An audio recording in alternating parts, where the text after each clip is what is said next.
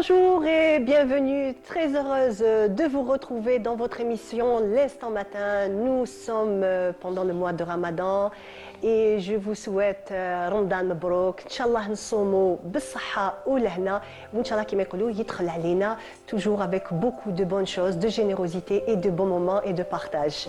Et aujourd'hui donc pour parler de ce mois sacré de Ramadan, chaque année nous en parlons sans jamais nous lasser avec autant de plaisir et de passion.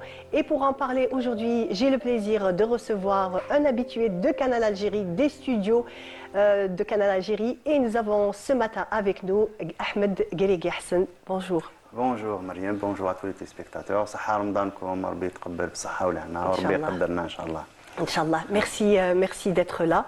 Merci de m'avoir invité, bien sûr. Et nous t'avons ramené de bons matins et on sait très bien que les premiers jours de Ramadan, vendredi, c'est vrai que c'est pas toujours évident, mais en tout cas merci. C'est pour les téléspectateurs, c'est pour notre public et surtout c'est pour prêcher toujours la bonne parole et revenir sur ce mois sacré de Ramadan. Exactement. En fait, avant tout, en prêchant la bonne parole, si on peut dire ça comme ça, on se rappelle, c'est un rappel pour soi-même. Donc en disant aux autres les bonnes choses, donc on est les premiers intéressés à nous écouter, donc essayer de nous réorienter, de nous encadrer, de revenir à la réalité, parce qu'à chaque fois, si Ramadan revient à chaque fois, si c'est les mêmes bonnes paroles qui reviennent à chaque fois, parce qu'il faut rappeler, Rabbi disait à notre prophète, donc c'est un travail pédagogique, on revient et on a tendance à oublier quand même, donc surtout qu'on a maintenant avec tout ce qu'il y a comme information, on est pris par les aléas de la vie, on est pris surtout on est pris par le monde numérique. Oui. Donc on est obligé de prendre un instant, comme vous l'appelez, un instant matin, pour essayer de se calmer un peu et de faire son bilan, donc avant de commencer la journée ou avant de commencer le mois, parce qu'on commence le mois, de prendre un instant de réflexion et de dire qu'est-ce qu'il faut que je fasse, qu'est-ce qu'il faut que je ne rate pas, surtout. Pourquoi Ramadan est si précieux, pourquoi c'est un moment éphémère qui va passer très vite. Absolument. Et on l'a vu, donc avec l'âge, on a vu plein de Ramadans passer, ils sont passés très très vite. Donc là, c'est vraiment l'occasion d'essayer de s'arrêter un moment et de dire qu'est-ce qu'il faut que je ne rate pas. Ramadan, il est là, bien sûr, on y est, Inch'Allah, Rabbi yaqaddarna son mot. Donc, il faut vraiment rentabiliser le moment. Parce que, comme disait le prophète, Rajab shahrullah, Sha'ban shahri, Ramadan shahrul muslimin. Donc, c'est le mois des musulmans. Pourquoi c'est le mois des musulmans? Oui, absolument. Pourquoi? Pourquoi? Parce que tout ce qu'on fait, s'il est bien, il va être, donc le bénéfice va être multiplié donc, des centaines et jusqu'à 700 fois. Donc c'est vraiment le mois à ne pas rater pour les musulmans. أفضل من ألف شهر. أفضل من ألف شهر، خير من ألف شهر. والحسنات بعشر أمثالها إلى 700 ضعف. Donc vraiment c'est l'occasion de ne pas rater. Donc si on peut prendre vraiment un papier et un stylo et écrire. Donc vraiment ce que je dois faire et faire la comptabilité, c'est ça la vraie comptabilité, de dire donc si je fais quelque chose, une hasana, donc ça va être 700 fois, en plus alf shahr, donc qu'est-ce que je vais gagner? Absolument.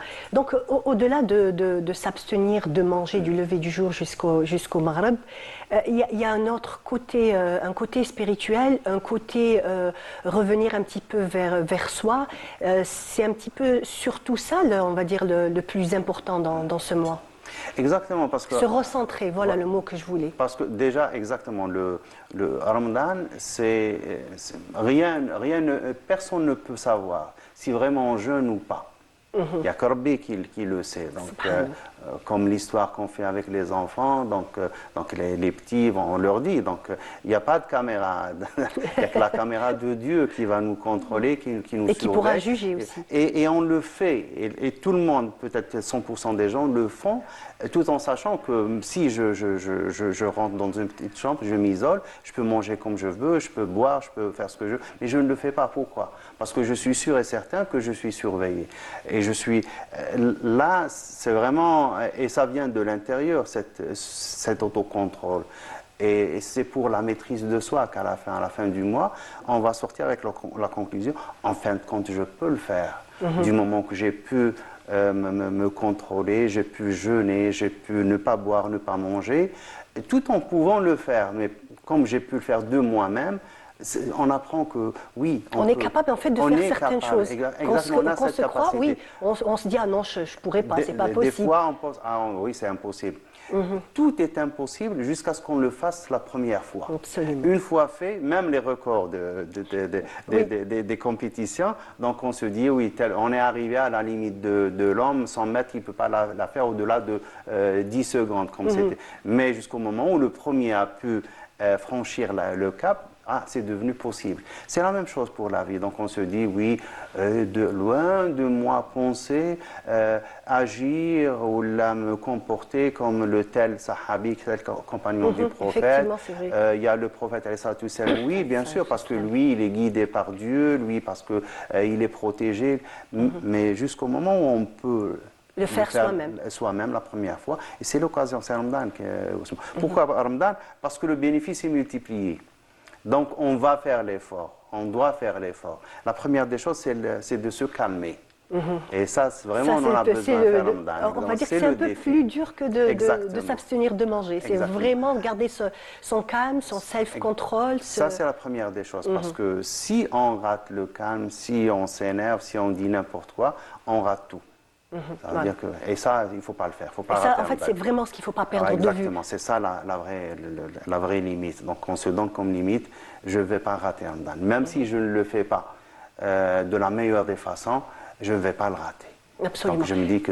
Et il y a aussi le fait que nous devons être un exemple pour les autres, que ce soit par exemple si on a des enfants, les parents doivent être un exemple pour leurs petits. Exact. Oui, mais avant ça, donc avant Ramadan, on doit essayer d'apprendre à se contrôler. Donc une semaine, 2 semaines. Donc on se met un petit peu en condition. C'est vrai que ça fait déjà quelques jours. Bien avant Ramadan, déjà, il y avait un petit peu... Voilà, on se met dans l'ambiance et on essaie, bien sûr, si on est trop café, on réduit le café. Si on est trop thé, donc on réduit et on essaie. Et puis, il faut se programmer. Ramadan, c'est vraiment la programmation. Donc le B.A.B.A., c'est de ne jamais faire ses courses juste avant le Maghreb. Oui, c'est vrai. Exactement. Ça, c'est vraiment les conseils de tout le monde. Donc on a faim, on a envie de tout prendre, on prend tout. Puis à la fin, on se voit qu'on ne peut pas tout manger, on ne peut pas tout consommer. Et c'est tebdir. Donc, et c'est vraiment tout ce qu'il ne faut pas faire pendant le Ramadan. Voilà, absolument. Vraiment à éviter pendant toute l'année, mais surtout pendant le Ramadan. Pendant le Ramadan, donc on fait ses courses très tôt le matin. Et on dresse une liste aussi, donc vraiment l'essentiel. Et puis on se donne une petite marge, donc on peut se permettre ceci et cela. Mais vraiment, il faut s'organiser, c'est une question de programmation. D'autant plus que maintenant, la technologie nous le permet. Donc on a dans nos téléphones portables, les smartphones, on peut avoir des programmes, on peut avoir des agendas, on peut mettre la liste de ses courses, s'organiser tout simplement. Et puis, donc, faire ce qu'il faut, donc bien jeûner, donc veiller à avoir un jeûne le plus parfait possible. Donc, donc il ne faut pas s'énerver, il ne faut pas dire des choses, il ne faut pas dire des bêtises. Quand on se voit arriver à sa limite, donc, justement, quelle attitude il faudrait adopter quand par exemple, on sent qu'on est au bord de perdre patience? C'est comme disaient les vieux, donc on se dit, donc si on voit qu'on est à la limite, on change de... Rasoul disait il faut refaire le dos, donc il faut faire des ablutions. Quand on s'énerve, donc pour se calmer, donc on est complet. Donc en fait, on change de condition. On se met dans d'autres conditions pour un petit peu, on va dire, oublier, passer à autre chose. Exactement, on doit s'extirper, sortir de... Et quand on sort, on se dit, alhamdoulilah, j'ai pas fait, j'étais à la limite de faire ceci et cela, mais alhamdoulilah, je l'ai pas fait. Il y a aussi cette joie, cette satisfaction personnelle de se dire, j'ai pu me maîtriser, j'ai pu ne pas, on va dire, je sais pas, m'énerver ou autre chose. C'est déjà, on va dire, pour nous, c'est vraiment une réussite. Hein. Je dirais limite, on va le cocher, on va dire, ouais, c'est génial, j'ai réussi à faire ça. Ça va, je suis fier de moi. Exactement. Donc, il ne faut pas par la suite avoir les contre-remords de dire j'aurais dû faire ceci, cela, j'aurais dû m'engager, j'aurais dû... Non, il ne faut pas. C'est trop tard. C'est contre-productif parce que c'est vraiment pas le moment. Ramadan, c'est autre chose. Il faut se mettre dès le début dans l'état d'esprit. C'est pour ça que Niyat Ramadan, donc l'intention de jeûner, on ne le fait pas le jour même, on le fait la veille. Et on le fait pour tout le mois. Donc, on s'engage à faire Ramadan tout le mois, mais avant que ne s'installe Ramadan. Donc, la veille, donc dès qu'on annonce le début de Ramadan pour la soirée, donc on fait Niyya, un aqd Niyya. C'est vraiment, l'aqd Niyya, c'est pas... C'est quoi exactement Aqd Niyya? Aqd Niyya, c'est l'azm, c'est l'intention et l'engagement.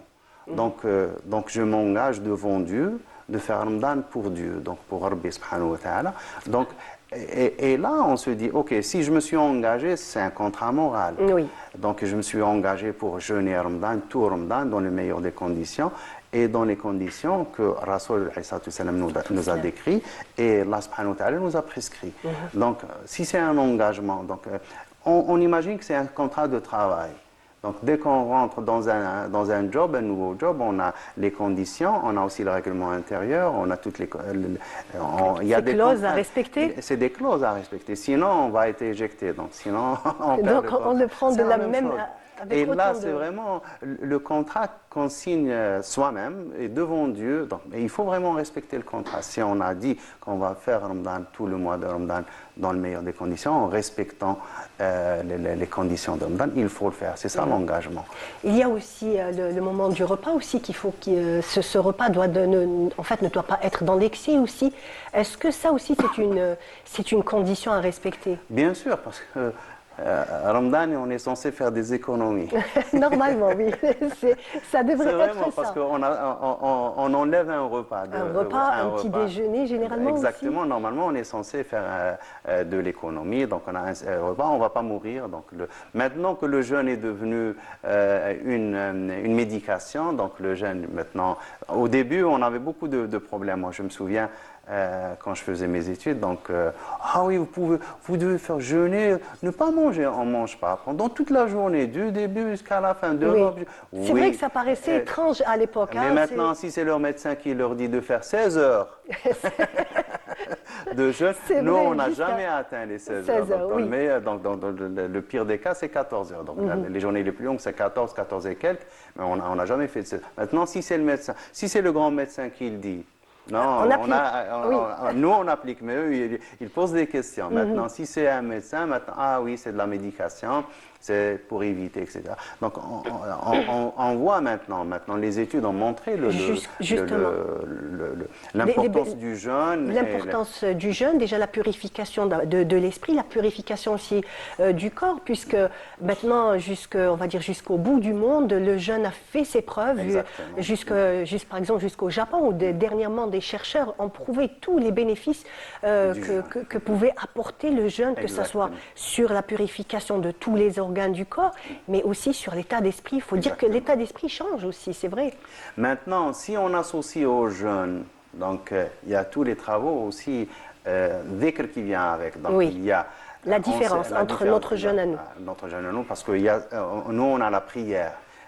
La prière, c'est une façon de programmer sa journée. Donc, on sait qu'on commence avec le fajr, au milieu, on a le... Donc, moi, quand je fixe un rendez-vous, c'est avant Dhuhr, après Dhuhr, et ça me permet de m'organiser.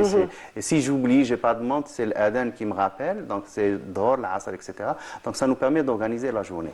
Maintenant, s'il n'y a pas de ibadah prescrite au moment, il y a dhikr. Dhikr salat ala rasul salatu salam, donc vraiment tayibu afwahakum, donc vraiment il faut parfumer sa bouche en faisant dhikr, parce que dhikr, il n'y a aucune condition pour faire dhikr, subhanallah, alhamdulillah, Allahu akbar. Donc ça nous occupe, ça occupe un peu la mémoire, ça travaille, et ça devient un peu automatique, et en même temps, donc dès que quelqu'un nous dit quelque chose, nous énerve, parce qu'on est en train de conduire dans la voiture, donc on voit quelque chose, ça nous énerve. On ne va pas dire quelque chose de ce qu'il ne faut pas dire. On va dire, ah, subhanallah, la hawla wa la quwwata illa billah. Ça nous permet de revenir à l'essentiel. Justement, on va revenir vers toi, Guy Hassan. Juste après le jingle, on revient dans l'instant matin.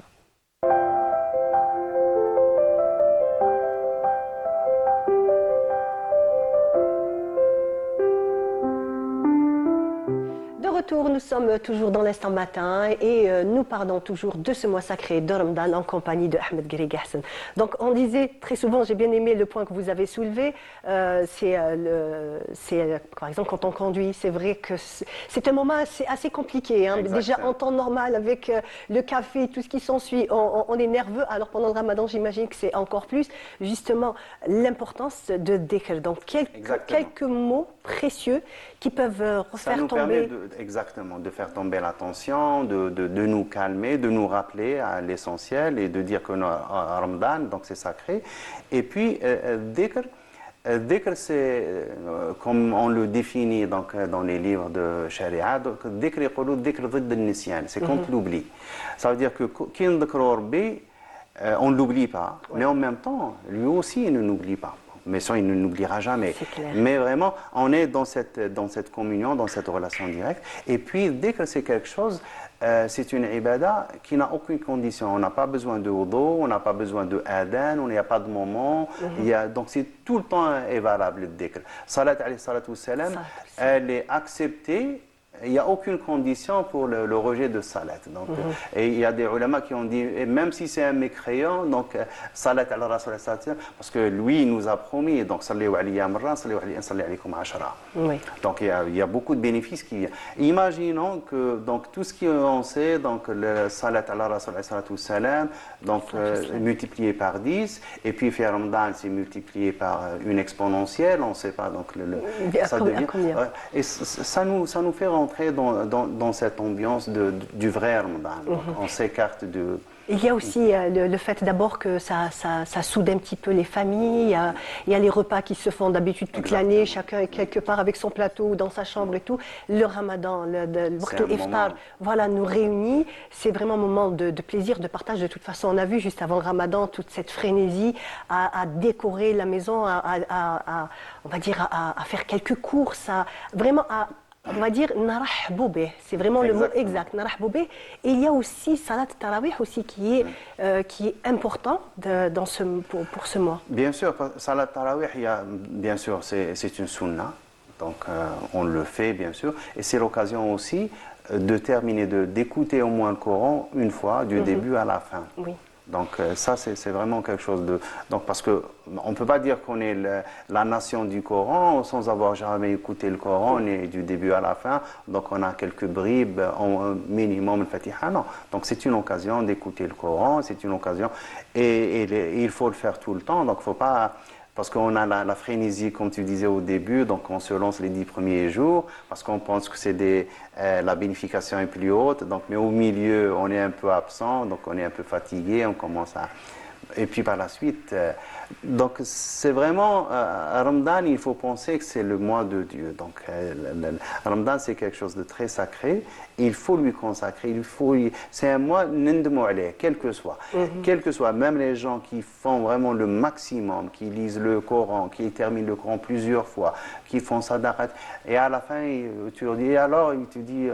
mais j'ai pas pu faire ceci, j'ai pas pu faire cela, je voulais faire ceci, je voulais faire cela, mais j'ai pas pu, parce qu'il y a toujours, donc, si on est dans l'introspection, bien sûr, maintenant, si on voit que Ramadan, c'est l'occasion d'aller, de papoter, c'est une perte de temps. C'est une perte de temps, c'est le bénéfice est promis, le bénéfice y est. Il faut veiller à être, donc à faire le Ramadan comme il se doit. Comme il se doit. Mais justement, il y a aussi cette société civile, c'est quelque chose qu'on ne voyait pas il y a quelques années en arrière. C'est vrai qu'il y avait toutes les familles qui sortaient, comme on dit, des gens nécessiteux et tout. Maintenant, on voit un autre phénomène, donc ces dernières années, les associations, et surtout l'iftar, le jama'a, c'est quelque chose qui est extraordinaire. J'ai assisté l'année dernière à un repas comme ça. Il y avait une ambiance. C'est une autre ambiance, être avec des gens qu'on ne connaît pas, s'asseoir avec des parfaits inconnus, discuter, partager. Et c'est ça, c'est ce qu'on a, on le fait tous les jours, bien sûr, peut-être pour les femmes un peu moins, mais c'est le phénomène islam, parce que quand on fait la prière dans la mosquée, à côté de soi, on ne sait pas qui va se mettre à côté. Donc on se met en rangée, on se lève, Mais quand on fait salam, quand on termine, on fait salam alaikum, on se retourne à droite. On voit quelqu'un qu'on ne connaît pas, qu'on n'a jamais vu, qu'on a juste croisé. Et puis à gauche, c'est une autre personne. Devant, on ne connaît pas. C'est ça, c'est tout le temps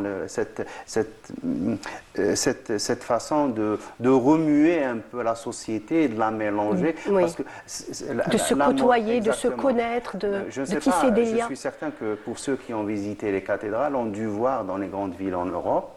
Donc la cathédrale, il y a plusieurs types de chaises. Donc au début, les 2 premières rangées, c'est des chaises calfeutrées, c'est des fauteuils parce que c'est la bourgeoisie, c'est les aristocrates. Pour les autres, ils ont des chaises en bois. Des petits... Deux fois, c'est des bancs tout secs.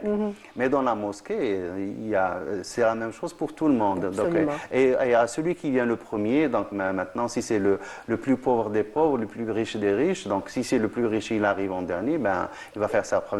Il ne peut pas passer. Exactement. Voilà. Et c'est ce que nous permet aussi notre religion. C'est ce mélange de la société, cette façon de se rencontrer, de se voir. Des fois, on côtoie, donc on va... Par hasard, donc à chaque fois qu'on fait la prière, on tombe sur la même personne parce qu'on choisit le même emplacement.